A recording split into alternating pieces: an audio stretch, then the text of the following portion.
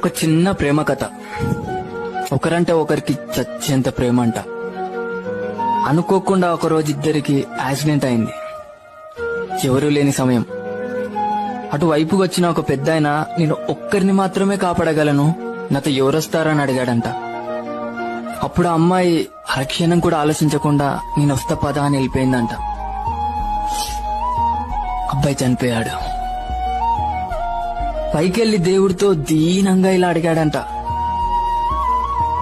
ఒకరంటే ఒకరికి చచ్చేంత ప్రేమ నా గురించి అరక్షణం ఆలోచించకుండా అలా ఎలా వెళ్ళిపోయింది అని అడిగాడంట.